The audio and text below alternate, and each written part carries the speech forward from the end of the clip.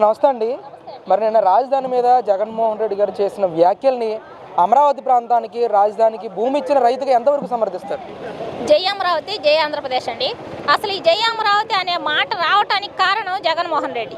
ఎందుకంటే మేము రాజధానికి భూములు ఇచ్చాం, జై అమరావతి ఏమల్లా భూములు మాత్రమే ఇచ్చాం. ఎప్పుడు చంద్రబాబు నాయుడు గారి గవర్నమెంట్ 2014-15లో విభజిత రాష్ట్ర ఏర్పాటు ద్వారా ఇక్కడ ఆంధ్ర రాష్ట్ర రాజధానికి అవసరమని ఇక్కడ ఈ ప్రాంతానికి వచ్చి మేము అడగలా, ప్రభుత్వం అడిగింది మమ్మల్ని. ఇక్కడ భూములు మీరు ఇస్తే అన్ని ప్రాంతాలకి సమదూరంలో ఉంటుంది, ఇక్కడ మీరు భూములు ఇస్తే స్వచ్ఛందంగా మేము వాటి ద్వారా రాష్ట్ర అభివృద్ధికి ఇక్కడ రాజధాని ఏర్పాటు చేస్తామని పదే చంద్రబాబు నాయుడు గారు ప్రభుత్వం అడిగితే 2014-15లో మేము రాష్ట్రానికి భూములు ఇవ్వడం జరిగింది. అప్పుడు మేము జై అమరావతి అలా బాగా శ్రద్ధగా వినండి రాష్ట్ర ప్రజలారా, వేడుకుంటున్నాం. జై అమరావతి అనే నినాదం రావడానికి కారణం జగన్మోహన్ రెడ్డి. ఎందుకంటే మేము భూములు ఇచ్చాం, ప్రభుత్వం అభివృద్ధి దిశలో పనులు సాగిస్తూ ఉంది. అనుకోకుండా శని పట్టినట్టు జగన్మోహన్ రెడ్డి అధికారంలోకి వచ్చాడు. పర్వాలేదు, ఒక ప్రభుత్వం ఒక అభివృద్ధి పథకమో పనో మొదలు పెడితే, ఒక బ్యారేజో ఒక ఫ్లైఓవరో ఒక అభివృద్ధి కార్యక్రమాలు మొదలు పెడితే తర్వాత ప్రభుత్వం దాన్ని కంటిన్యూషన్గా కొనసాగించడం అనేది చరిత్రలో చూసుంటారు. కానీ గతంలో చేసిన పనిని విధ్వంసం చేస్తాం, అది మాకు నచ్చదు, దాన్ని మాపు చేసి మేము కొత్తగా ఏర్పాటు చేస్తాం, మేము దాన్ని విధ్వంసం దిశగా నడిపిస్తామని చూపించిందే జగన్మోహన్ రెడ్డి. ఆ పరిస్థితుల్లోంచి వచ్చిన నినాదమే జై అమరావతి, జై ఆంధ్రప్రదేశ్. ఎందుకంటే మేము అమరావతి వాసులుగా భూములు ఇచ్చిందే ఆంధ్ర రాష్ట్ర అభివృద్ధి కోసం. అంటే ఈరోజు జగన్మోహన్ రెడ్డి గారు అమరావతి అనే పదాన్ని కూడా పలకకుండా సోకాలుడు రాజధాని అంటూ కూడా ఆయన ప్రెస్ ముందు మాట్లాడడాన్ని ఎలా చూస్తారు? అసలు ఈయనకి 2019 ఎలక్షన్ అప్పుడు అమరావతిలోనే నేను ఇల్లు కట్టుకున్నాను, ఏర్పాటు చేసిన చంద్రబాబు నాయుడు గారు ఇల్లు కట్టుకోలేదు, ఆయన అన్ని దొంగ మాటలు చెబుతున్నాడు, నేను ఇక్కడ ఇల్లు కట్టుకున్నాను, మీకు ఎక్కువ ప్యాకేజ్ ఇస్తానని ఇక్కడ రైతుల్ని ఈ ప్రాంత వాసుల్ని ప్రలోభపరిచి సిగ్గు లేకుండా ఓట్లు వేయించుకొని గెలిచావు. నువ్వు గెలిచాక నీకు అమరావతి అనే మాట అంటానికి కష్టంగా ఉంది. ఎందుకు? చంద్రబాబు నాయుడు గారు ఏర్పాటు చేశారని.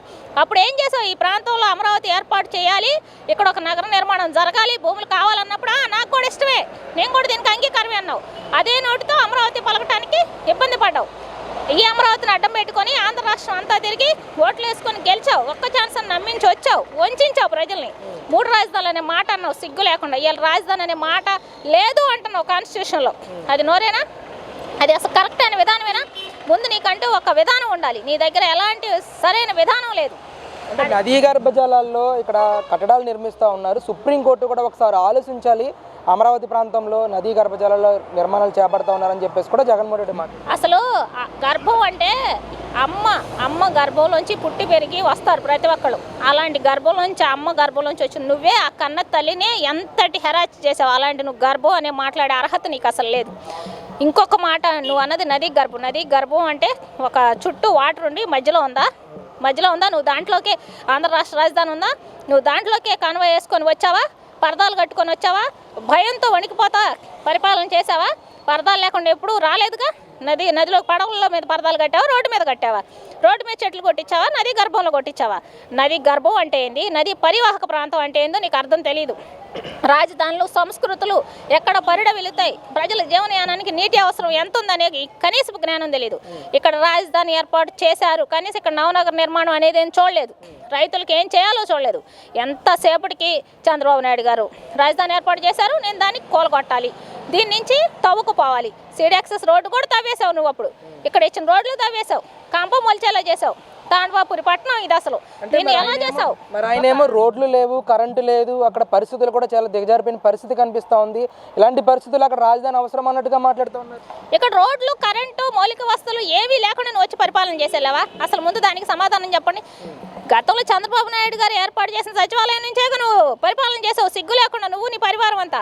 అసలు ఆ మాట అంటే నీకు నోరెలా వచ్చింది? నువ్వు ఒక చీకట్లో మొత్తం మందులు వేసుకొని చీకట్లో ఉండి బయటికి వెలుగులోకి వచ్చి కట్టడాలు, ఈ అభివృద్ధి, రేత్రిపూట జరుగుతున్న పెద్ద లైట్స్లో ఈ వర్క్ చూసి ఏమనాలో తెలియక నీకు కకావికలం అయిపోయి ఇక్కడ కరెంట్ లేదు, తన చీకట్లో బతుకుతున్నాడు కాబట్టి ఈ ప్రాంతం అంతా చీకటిగా ఉండాలి, ఎప్పుడు ఇది విధ్వంసకరంగా నడవాలి అనే ఉద్దేశంతో మాట్లాడి అంటే ముఖ్యంగా సజ్జల రామకృష్ణారెడ్డి కానీ, జోగి రమేష్ కానీ, పేర్ని నాని కానీ ఆ పార్టీకి సంబంధించిన నాయకులు ఇంటర్వ్యూస్లో అమరావతి రాజధానిగా ఉంటుంది అని చెప్పేసి మాట్లాడిన తర్వాత ఆ పార్టీ అధినేత జగన్మోహన్ రెడ్డి గారు ఇంకా అమరావతి మీద క్లారిటీ లేకపోవడం, రేపు మేము అధికారంలోకి వచ్చిన తర్వాత రాజధాని అంశాన్ని మేము పరిశీలించి మాట్లాడదామని చెప్పడాన్ని ఎలా చూడొచ్చు అంటారు?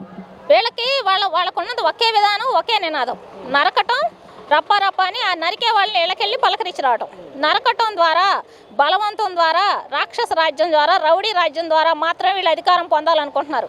అందుకే వాళ్ళు ఈ రకంగా మాట్లాడుతున్నారు. ఎవరికి ఒక విధమైన కరెక్ట్ అయిన విధానం లేదు. ఎందుకు ప్రజల్లోకి ఒకే రాజధాని అమరావతి అభివృద్ధి అన్నప్పుడు గెలిచారు, వాళ్ళే అనాలిసిస్ చేసుకోమనండి. 3 రాజధానులు అన్నారు, ప్రాతిపదిక మీద ఓడిపోయారు. ఎంత ఘోరంగా ఓడిపోయారో తెలుసు. ఉన్న 11 మంది వాళ్ళ అనుచరులు భయం పట్టుకొని మేము అట్లా అనలేదు, మేము ఇట్లా అనలేదు, ఇదే రాజధాని అని ఇప్పుడు మళ్ళీ మాట మార్చారు. మళ్ళీ ఇలా కూడా మేము అధికారంలోకి రాలేము, ఎందుకంటే అమరావతి రాజధాని అంటే మేమేం చేసాం గతంలో. ఇక ముందు చేసే ఉద్దేశం అసలు అధినాయకుడికే లేదు, కానీ వాళ్ళకి అనుసంధానం లేదు. దాన్ని వదిలేసి మళ్ళీ ఈయన కొత్త నినాదం ఏమెత్తుకున్నాడంటే మళ్ళీ నేను వైజాగే రాజధాని వెళ్ళిపోతానని చెబుతున్నాడు. ఎందుకు చెబుతున్నాడంటే దీనికి కారణం ఏంటంటే ఈ ప్రాంతానికి పెట్టుబడులు రాకూడదు, ఈ ప్రాంతానికి ఎలాంటి కంపెనీలు రాకూడదు, కేంద్ర ప్రభుత్వ సంస్థలు కానీ ప్రపంచ బ్యాంకు నిధులు కానీ వస్తున్నాయి ఇప్పుడు, అవి రాకూడదు. ఇంకా కొత్త విషయం ఏంటంటే ఇక్కడ మరలా 2వ విడత భూ సమీకరణకి వెళ్ళి భూములు తీసుకుంటుందంటే కూటమి ప్రభుత్వం. నేను ఇంత భయభ్రాంతులకు గురి చేసినా, ఇంత విధ్వంసకరం చేసినా ఏ శక్తి వీళ్ళని నడిపిస్తుంది?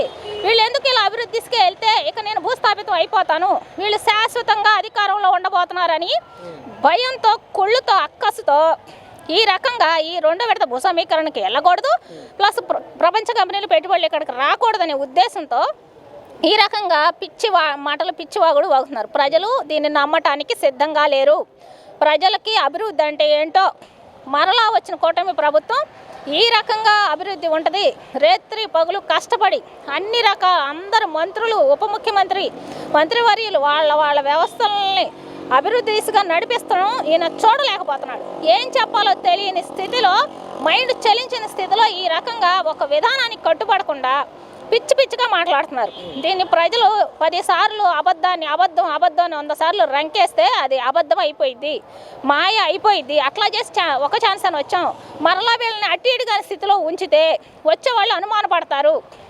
లోకేష్ గారు పారిశ్రామికవేత్తల పెట్టుబడులకు వెళ్ళినప్పుడు వాళ్ళు వ్యక్తం చేసిన ఒకే ఒక విధానం, ఇక్కడ మౌలిక వస్తువులు లేవని కానీ, ఇక్కడ పెట్టుబడులు పెడితే నష్టం వచ్చింది కానీ ఇలాంటి విషయం మాట్లాడకుండా ఒక దుర్మార్గుడు అంతకుముందు పాలించాడు, మరలా ఆ దుర్మార్గుడే వస్తే ఏందని ప్రశ్నిస్తున్నారు. దీనికి ఒక్కటే సమాధానం, అలాంటి దుర్మార్గుల్ని, నీచుల్ని రోడ్డు మీద ఎందుకు తిరగనిస్తున్నారు? వాళ్ళ మీద ఉన్న ఈడీ కేసులను ఎందుకు మీరు బయటకు తీయరు? ఇన్ని వేల సార్లు బెయిల్ ఎందుకు ఇస్తున్నారు? మేము ఒకటే ప్రశ్నిస్తాం. ఒక సామాన్యుడికి ఒక న్యాయమా? బ్యాగులు డబ్బులు అందిస్తున్నారని రోడ్డు మీద తిరగనిస్తున్నారా అని ప్రశ్నిస్తున్నాం. ఇన్ని వేల సార్లు ఎందుకు మీరు కోర్టు పిలవట్లేదు? ఇలాంటి రాక్షసులను తిరగనిస్తే మేము ఇంకా ప్రశాంతంగా అన్నం తినగలమా? గత 5 సంవత్సరాలు కళ్ళమ్మట నీరు నెత్తురై కారింది మాకు. అయినా సరే ప్రభుత్వాలు మేము వేడుకుంటుంది ఒకటే, కేంద్ర ప్రభుత్వాన్ని, న్యాయ వ్యవస్థని, రాష్ట్ర ప్రభుత్వాన్ని, కూటమి ప్రభుత్వాన్ని పదే ఇలాంటి దుర్మార్గుల మీద ఉన్న కేసులు విచారణకు రావా? మాకు చేసిన అన్యాయానికి పరిష్కారం జరగదా? మేము భూములు ఇచ్చింది తప్ప? మేము భూములు ఎందుకు ఇచ్చాం రాష్ట్ర అభివృద్ధికి? ఆ రోజు ఎందుకు ఓకే అన్నారు? మమ్మల్ని బజార్ని పెట్టి గత 5 సంవత్సరాలు ఎందుకు వేదనలకు గురి చేశారు? అట్లాంటి వాళ్ళని ఎందుకు తిరగస్తున్నారు? మేము అన్నం తినాలా వద్దా? ఇలానే మేము చచ్చిపోవాలా? ఇంకా మా ఉసురు తగలాలా?